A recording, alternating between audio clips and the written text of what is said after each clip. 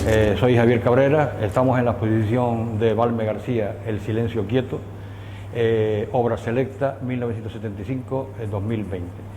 Estamos en el espacio expositivo del SICA de la Fundación La Caja de Canarias. Actúo como curador comisario de la exposición y les presento a la misma y a la artista Balme García. La exposición abarca toda la trayectoria de obra selecta, como bien consta en el subrayado del titular, y es una visión genérica, una visión lo más amplia posible y lo más afinada posible de la trayectoria del artista a lo largo de estos años. Bien, la procedencia artística de Balme García indudablemente se vincula a la Escuela Luján Pérez.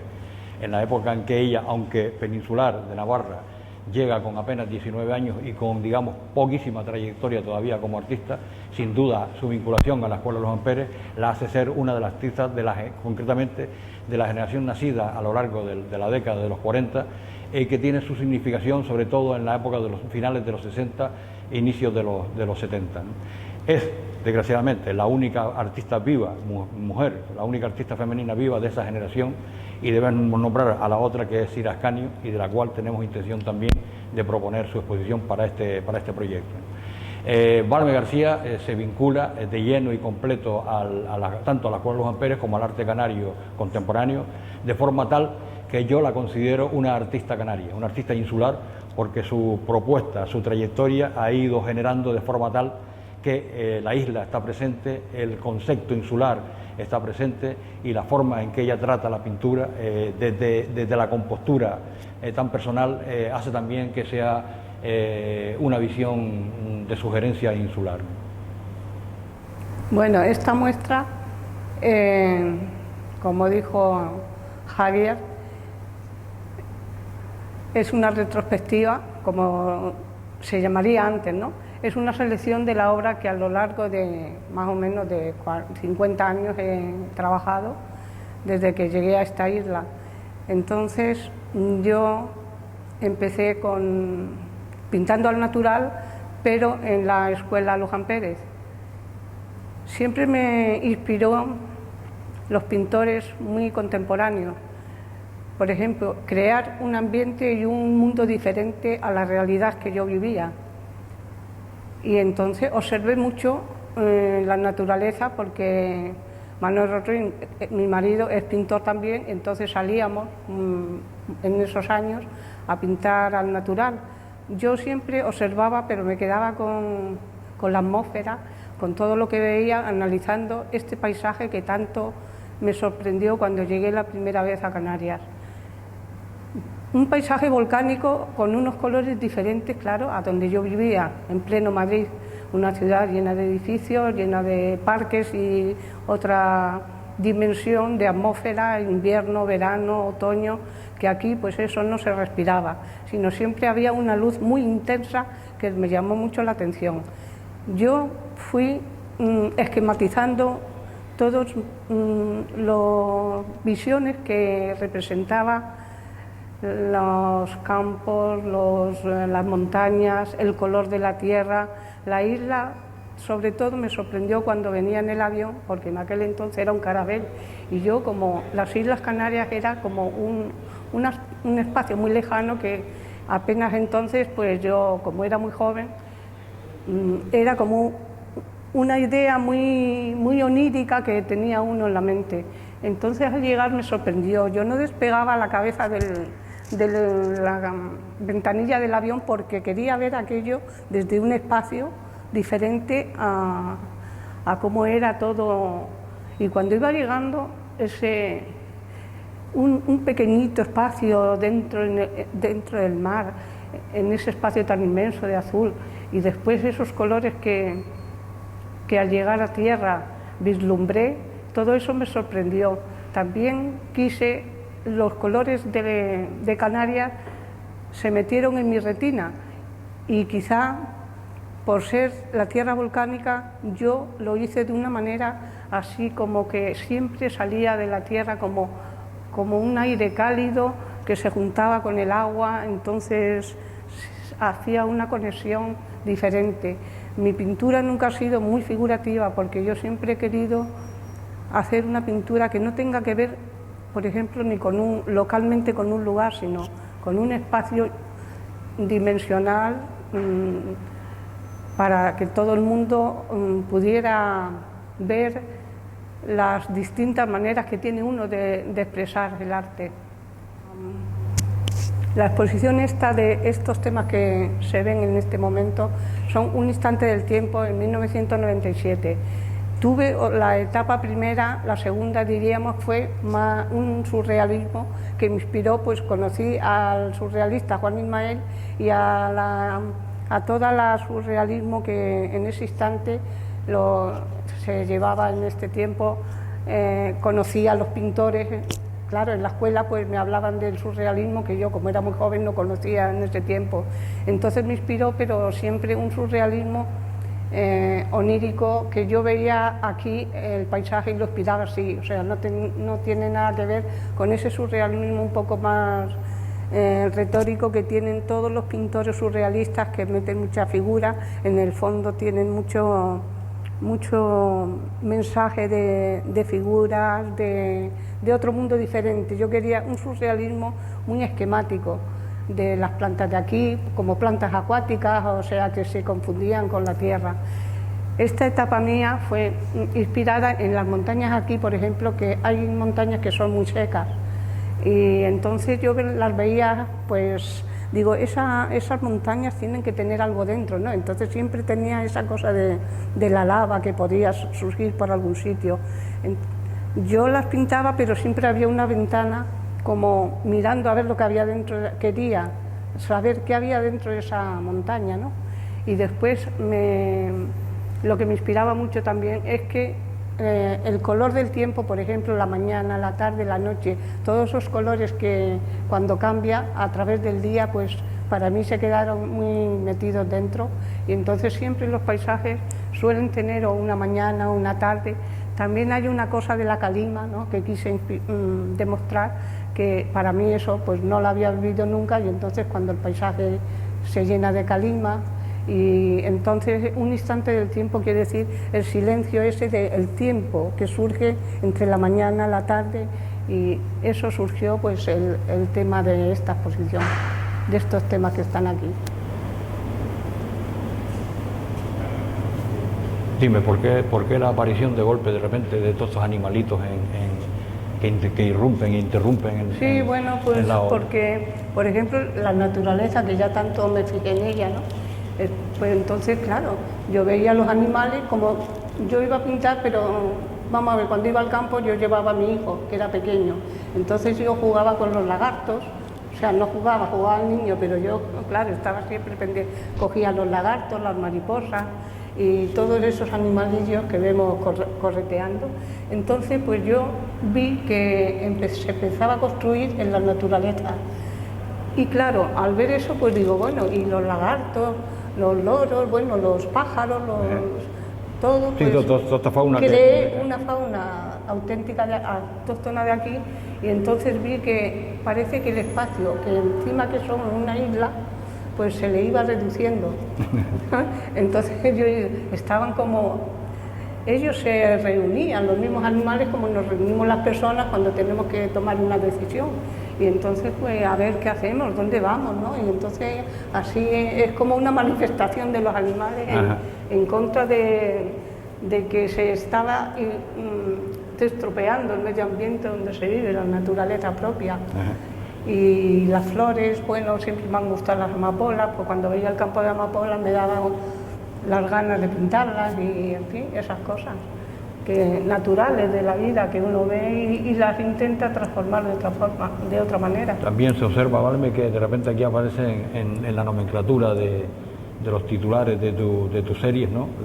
Elementos, términos latinajos, vamos a decirlo así, como Imago Mundi o después Natura Movens, ¿no? Sí. Que hacen dan una medida diferencial. Como una fusión de las dos cosas, ¿no? Y a la vez es un Imago Mundi porque es un mundo imaginario que yo los hago además pues que no son reales, ¿no? O sea que me imagino hasta los animales cómo pueden ser. ¿Y por qué? ¿Cuál fue la idea de la seriación? Sí, porque por eso en la serie así es como en grupo la gente, es como una manifestación de las personas en la calle, ¿no? Pues la gente, como los animales, no manifestándose, pero agrupándose para ver qué camino tienen que ir, ¿no? O a qué territorio tienen que buscar nuevo. ¿De ir o huir? Sí, huir, exacto. Entonces, pues esta serie de Lunaria, pues es de la naturaleza, más bien. Allí eran los animales, aquí son las plantas, las arboledas, los palmerales. El bosque, ¿no? Sí, exacto, sí. El bosque, en cierto modo. Siempre, o sea, es un paseo por el bosque, ¿no? Por un palmeral, a distintas horas del día, que no me interesa el bosque en sí, sino... Sí, lo que ocurre tras el bosque, el enigma tras el bosque, efectivamente. Exacto, y a la hora de la mañana, a la tarde, cuando se va haciendo de noche, los animales ya van recogiéndose, ¿no? Y, en fin, esas cosas, pues que todo eso... Yo tengo como símbolo las ovejas porque yo de muy pequeña iba de veraneo pues a un pueblo de Castilla y entonces había muchos rebaños de ovejas y a mí me encantaba eso, ¿no? Veía los corderillos y a mí pues siempre, para mí la imagen de la oveja como símbolo... Sí, como símbolo de, pues claro, no voy a poner ahí un perro ni un lobo porque también había lobos, pero las ovejas era lo que el tintín del cencerro y todo eso, a mí pues... Sí, ¿no? Y la presencia continua, siempre exacto, presente, ¿no? Siempre me hacía que la naturaleza era lo más bello para mí en ese momento, ¿no? Vente para acá porque ahora justamente hay un giro totalmente diferencial en tu obra, ¿no? Sí. Que es la última serie en la que tú estás trabajando y estás preparando, que es Arquitectura Silente, que en mi manera de ver procede ya de otra anterior, ¿no? Sí, la primera de ámbito que... Efectivamente, ¿no? Pero cómo en esta serie ya has reducido completamente lo que es la función figurativa. Bueno, como ya comentamos antes, el título genérico y general de la mirada antológica sobre la obra de Balme tiene el titular de Balme García, El silencio quieto. ¿Qué significa o qué quiere decir esto del silencio quieto? En la obra de Balme hay constantemente, perennemente, en su seriación continuada, aún ella girando la mirada y abarcando nuevas posibilidades dentro de las propuestas plásticas que ella ha desarrollado, una continuidad de ese silencio, de esa quietud, de esa aparente serenidad donde respira toda la obra de Balme, gire hacia donde gire, ya sea de corte esquemático, de corte surrealista, de corte geométrico, de corte figurativo, de corte metafísico o incluso últimamente de corte abstracto, como puede ser justamente esta última serie que coincide en Silente, la Arquitectura Silente. Arquitectura Silente salió, debemos decirlo, justamente en el estudio cuando estábamos preparando la obra y fue una propuesta de Juan Manuel Ruiz García, su hijo, el músico, que en principio hablamos de arquitecturas silentes. Entonces yo le decía que me sonaba extraño, raro, ¿no? Y llegamos a la conclusión que singularizándolo, o sea, poniéndolo en singular, el concepto cambiaba completamente porque hacía abstracción de la generalidad, ¿no? No iba a las distintas propuestas, sino a la propuesta común, a la propuesta genérica. Y de ahí lo de silente, lo de silencio y lo de quietud, ¿no? Es la premonición clave en la obra de Balme, ¿no? La quietud. Una quietud, por supuesto, metafísica, onírica y fuera del ámbito de lo que consideramos lo normal representativo, ¿no? Bueno, para desgracia nuestra, el arte canario está bastante mal representado y bastante mal orientado, ¿no? Lo digo a las claras, ¿no? Hay gente que ha destacado muchísimo, como dice un amigo mío, dice, hay gente que hace una obra y la capitaliza hasta la saciedad. Hay gente que viene trabajando durante toda su vida y sin embargo, aparentemente nunca descolla, nunca destaca. Ese no creo que sea el problema de Balme, porque tampoco creo que Balme haya sido un artista que su última preocupación es estar en la pomada, estar en el famoseo, digamos, ¿no? O sea, Balme primero, yo lo imagino así, pinta porque no le queda otro remedio, porque entiende la vida, la manera de estar viva como con pintar, y luego si la obra destaca, no destaca, si está presente, si no está presente, si se la invita a grandes eventos o no, yo no sé si a ella le preocupa o no. Yo creo que no, sin embargo creo que su finalidad última y clave es dar dignidad a su obra, dignidad a su trayectoria y dignidad a su representatividad como artista canaria, fijación canaria, y desde luego su vinculación, por supuesto, ¿no?, al movimiento, a la generación de los 40 procedentes de la Escuela Luján Pérez, que es el proyecto que estamos generando en torno a este movimiento, ¿no? Pero quizás yo creo que el espacio que nos une con el espacio que sale de la Tierra, bueno, que es el espacio esférico, ¿no?, diríamos. Entonces, para mí es muy importante esa dimensión de la Tierra y lo que pueda haber fuera de la Tierra cósmica, ¿no? Y entonces, pues claro, es un sentido mío personal, ¿no?, de siempre elevar las cosas a otra dimensión. O sea, que no se quede, por ejemplo, la marina, el mar, es como el mar que flota. O sea, tiene una dimensión que parece que no acaba, ¿no?, que se eleva mucho. Y todo siempre visto desde un plano así, como dimensional, en el sentido de que, como lo hago todo, pues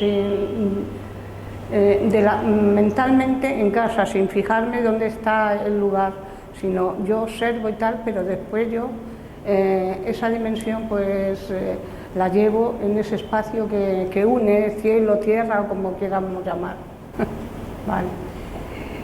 El espacio de los pintores, diríamos aquí en una isla, pues es un poco demasiado reducido en el sentido de que, no, hay muchos pintores, no reducido en pintores, sino en una cosa de, por ejemplo, en salir, si diríamos, fuera de las islas o algo. Eso ya depende de cada individuo, de cada pintor, según lo que él quisiera, la meta que él se disponga y tal, pero también a veces queremos, pero no podemos. Entonces, yo nunca he pensado en pintar, pero claro, lo otro también hay que pensar, pero yo no he sido, no ha sido mi pensamiento fijo eso, sino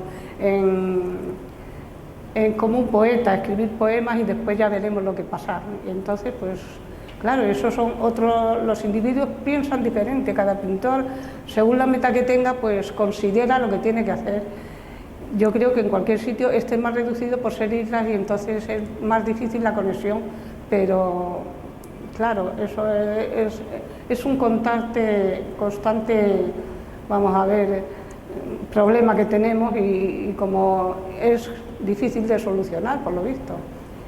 Hay algunos que yo he expuesto en Madrid y me llevé los cuadros en una maleta y tal, pero es muy complicado, ¿no? Y en fin, esas cosas pues son, no sé si se solucionarán o no. Yo creo que cada individuo lo soluciona por su forma, por su parte personal.